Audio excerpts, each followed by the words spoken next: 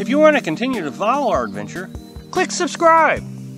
So you don't miss anything, click the bell notification. Oh, House on the Road subscribers and followers. I've said so many times on my channel that I want you to follow your dream. And your dream may not necessarily be living full time. Live your dream, not my dream. I can't imagine anybody wanting to live my dream. It's a crazy dream I got. Live in a pop-up camper till someone burns it down, then build a truck camper and sleep in the back of a truck, travel in the country at free campsites, living off a battery and a generator and trying to find water somewhere. I got 3 examples of people who tried to follow somebody else's dream and it just didn't work for them. One was an older couple, and they specifically said that they were following the advice of a large YouTuber. That couple I met personally at a campground. The second group, a couple I met, somebody I kind of met online, had several conversations with them, kind of felt like I knew them. And then the third couple that I met, I didn't meet at all. I just kind of followed their adventure.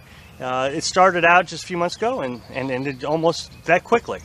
The first group got out here because they were convinced that if they came out here, they'd be able to save up enough money to go back and live in a stick and brick. And it's not working out for them. They're absolutely miserable.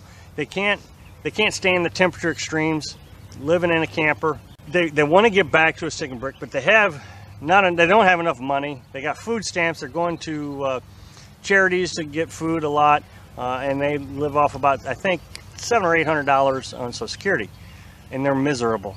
The second couple is a young couple, and they've tried several times to start their adventure. They started out in a vehicle. That didn't work out, so they went back home, tried to build something. That didn't work out, so then they bought another vehicle. That didn't work out. So now they've got a camper. They just can't get it going. And then finally, the third couple, I followed them. They had a Facebook page, and then all of a sudden they just stopped. Here's their story, and this one is really troubling to me. Their story was he was a contractor, was getting ready to get a promotion. They turned down the promotion. It's to hit the road, and I haven't seen anything of them lately. And my guess is they got out here, they either didn't like it or they ran out of money. Things didn't go as well as they hoped. And so I feel like they really burned a bridge with that promotion. I mean, they had a nice house, nice cars, nice motorcycles.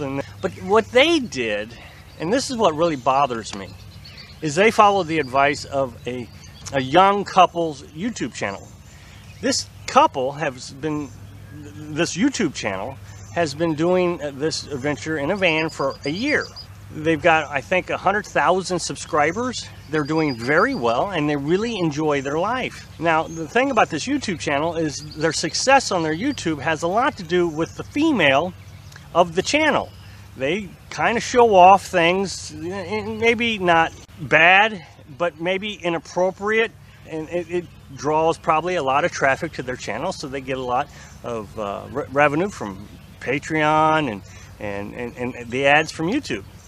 So this couple followed that couple's advice and to come out here, and it didn't work for them. And this is what I'm trying to say. Don't follow their dreams. Don't follow these YouTube dreams. Don't follow my dream. Don't. My dream got started when I was 12 years old. And I've said this many times that I went camping with my cousin. I really enjoyed it, and I got this bug to be out of here. In my 20s and 30s, I thought that bug meant move to Alaska. And I dreamt about moving to Alaska for at least 10 years. But I didn't really analyze my dream, what it was that I really wanted out of my dream. Preparing to go to Alaska, I learned a lot. Learned a lot about electricity and solar panels and generators and crops that produced ethanol. But I wasn't going to be able to do any of that in Alaska. It's dark half the year, so solar was out of the question. It's not very windy in Alaska, so windmill was out of the question. I'm not going to grow any crops for ethanol, so the generator is out of the question. So anything that I had planned on doing in Alaska was not feasible. And now that I really think about it and I'm older, why would I want to go to Alaska? It's cold in Alaska, and I hate the cold. So I'm glad that I took the time to analyze what my dream was. And I think that's where a lot of people fail at their dream. They're not really sure what their dream is. They just know that they have this feeling they want to do something. Just like when I was 12 years old, and then I got into my 20s and I wanted to get out there. I just wanted to do it. But I wasn't ready. And I hadn't prepared long enough, and I hadn't thought about it long enough, and I hadn't thought about a backup plan. And so now I'm in my 40s, and I'm out here living in a pop-up camper, which burns down, and then I build a truck camper. You know why I had so much success at continuing my dream after the pop-up camper failed? Because I was prepared. I was debt-free. My family my daughter is grown, so I didn't have those responsibilities to worry about. My wife is very happy with what we're doing.